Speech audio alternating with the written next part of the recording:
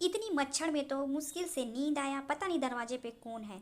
सभी लोग सो रहे थे तभी दरवाजे पे दस्तक होती है। और जंगल में इतना ज़्यादा मच्छर था कि बहुत ही मुश्किल से तो नींद आई। कौन है दरवाजे पे? हम लोग तो अब गांव में रहते ही नहीं हैं, जंगल में रहते हैं, तो फिर कौन है? संजय उठकर खिड़की खोल करके देखता है तो उसकी आंखें खुली की खुली रह जाती है। सामने ढेर सारे जंगली जानवर आकर खड़े हो जाते हैं। सारा परिवार मिलकर एक जगह डर के मारे बैठे रहते हैं कि अब क्या होगा, कैसे बचा जाए जंगली जानवरों से। अगली सुबह संजू मुस्कान, अरे तालाब का पानी तो खत्म हो गया है, कोई बात नहीं, चलिए हम लोग गांव में जाते हैं और कुएं से पानी भर कर लाते हैं। पांचों बहुएं चली जाती हैं अपना अपना घड़ा लेकर कुएं से पानी लाने के लिए। गांव के सभी लोग अपने अपने घरों में थे। सभी पांचों बहुएं चुपके से कुएं के पास पहुंच जाती है और फिर पानी भरने लगती है। तभी गांव की कुछ औरतें आती है और उन्हें पानी भरता हुआ देखकर डांटने लगती है कि तुम लोगों की हिम्मत कैसे हुई इस कुएं का पानी लेके जाने के लिए। तुम लोग जाओ, तुम लोग अछूत हो, तुम लोग नीच जाति की हो। मैं तुम लोगों के साथ जमान नहीं लड़ाना चाहती हूँ। तुम लोग अपना अपना घड़ा लो और यहाँ से जाओ। तभी पांचों बहुएं कहती हैं कि हम लोगों के साथ ऐसा भेदभाव क्यों, हम लोग भी तो तुम्हारी तरह ही इंसान हैं। वो गांव के लोग बोलते हैं कि नहीं, तुम लोग को अलग बीमारी है, तुम लोग इस गांव में हम लोगों के साथ रहने के लायक नहीं हो। सरपंच के साथ मिलकर गांव वाले पांचों बहू और पांचों बेटा को गांव से बाहर निकाल देते हैं। पांचों बहू और पांचों बेटा जंगल में चले जाते हैं और फिर रात को सभी लोग आपस में बातें करते हैं। अब तो हम लोगों को गांव से निकाल दिया गया है, अब हम लोग क्या करेंगे। तभी वहाँ पे एक अजगर आता है और सभी लोग डर के भागने लगते हैं। फिर पांचों बहुओं ने जुगाड़ बनाया और अपने अपने पतियों को बोला कि हम लोग जंगल में हैं तो लकड़ी की कमी नहीं है, आप लोग जाइए और लकड़ी काट करके लाइए। पांचों भाई लकड़ी बहू लोग बोलती है कि आप लोग सब जंगल जाइए और लकड़ी काट करके लाइए। तो पांचों भाई जाते हैं जंगल और ढेर सारी लकड़ी काट कर लाते हैं। पांच बहू मिलकर आपस में लकड़ी जोड़ जोड़ कर एक घर बनाती है और उसमें खिड़की और दरवाज़ा भी बनाती है। 3-4 दिन की कड़ी मेहनत के बाद एक रहने लायक घर बन जाता है। तो पांचों भाई बोलते हैं कि जंगल में रहने का तो हम लोगों का ठिकाना हो गया, लेकिन हम लोगों का रोजी रोटी का क्या होगा। हम लोग गांव में जब रहते थे तो दूसरे के घर मजदूरी करके अपना जीविका चलाते थे, लेकिन जंगल में हम लोग क्या करेंगे, कहाँ से हम लोग खाना खाएंगे और कहाँ से 2-4 पैसे जोड़ेंगे। तो पांचों बहू बोलती है इसमें चिंता की कोई बात नहीं है। जैसे हम लोगों का रहने का ठिकाना हो गया वैसे ही हम लोगों का खाने का भी ठिकाना और जुगाड़ हो जाएगा।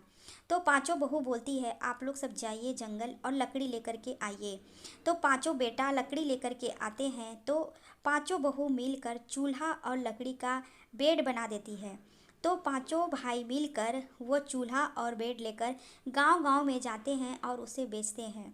तो उन लोगों की कुछ अच्छी खासी इनकम हो जाती है, क्योंकि गांव में उन लोगों के हाथ का बना हुआ चूल्हा और बेड बहुत लोगों को पसंद आता है और सभी लोग खरीदते हैं।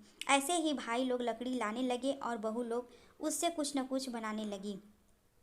एक दिन मुस्कान लकड़ी के चूल्हे पे बाहर आंगन में खाना बना रही थी।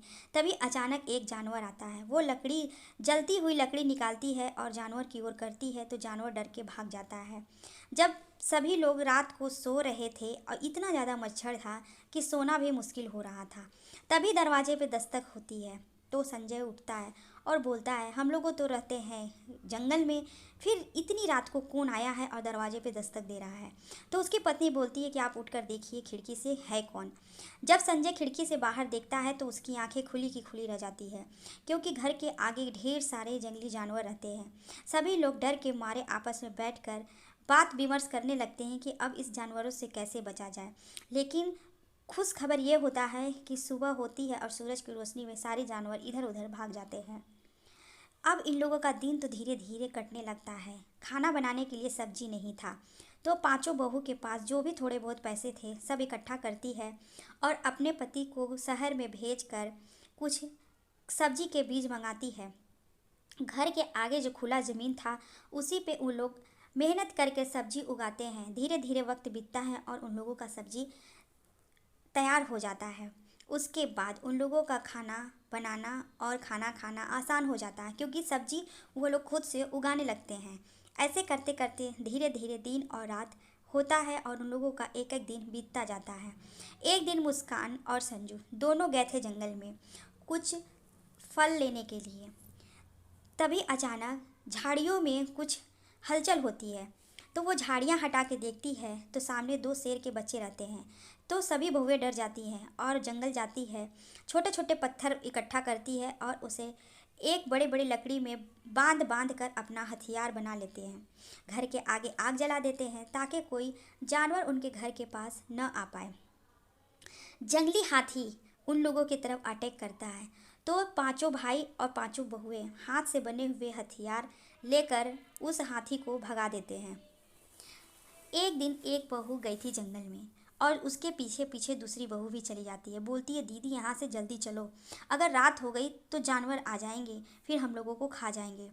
तो वो एक पेड़ देखकर चौंक जाती है और बोलती है, ये पेड़ तो बहुत ही काम का है। तो संजू बोलती है, क्यों, ये काम का कैसे है? तो वो बताती है, बचपन में हम लोगों को लाल दाने हुए थे, तो ये पेड़ की पत्ती को पीस कर लगा देने से लाल दाने सही हो गए। तो मैं ये पत्ती लेकर चलती हूँ और इसका लेप बनाकर अपने अपने पतियों को लगाते हैं। हो सकता है उन लोगों का जो भी ये दाग वाला समस्या है शायद ठीक हो जाए। तो वो पत्ती को तोड़ कर लाती है और उसको पीस कर अपने अपने पतियों के निशान पे लगा देती है। 2-4 बार ही लगाने के बाद उन लोगों के पतियों के निशान सही हो जाते हैं। तो उनके पति बोलते हैं कि ये निशान हम लोगों को हो गया था गंदे पानी में नहाने की वजह से। इतना इलाज कराए लेकिन ठीक नहीं हुआ, लेकिन तुम लोगों के जुगाड़ से हम लोगों का ये दाग ख़त्म हो गया। तो पांचों बहुएं भी अपने अपने ऊपर उस लेप का इस्तेमाल करती है और वो पांचों बहुओं के निशान भी ख़त्म हो जाते हैं, क्योंकि पांचों भाई के पास निशान था और साथ में रहने से पांचों बहुओं को भी निशान हो गया था। तो पांचों भाई बोलते हैं कि ये लेप तुम थोड़ा सा ज़्यादा ही बना दो, क्योंकि गांव में बहुत लोग इस तरह की बीमारी से परेशान हैं और उन लोग इलाज कर कर के थक गए हैं, लेकिन उन लोगों का सही नहीं हुआ है। अगर इस लेप को हम लोग गांव में बेचेंगे तो बहुत लोगों का भला होगा। तो पांचों बहुएं बोलती हैं कि ठीक है। वो ढेर सारा जंगल से पत्ती लाती है और उसे पीस कर ढेर सारा लेप बना देती है और पांचों भाई गांव में जाते हैं और उसको बेच बेच कर ढेर सारा पैसे कमाने लगते हैं।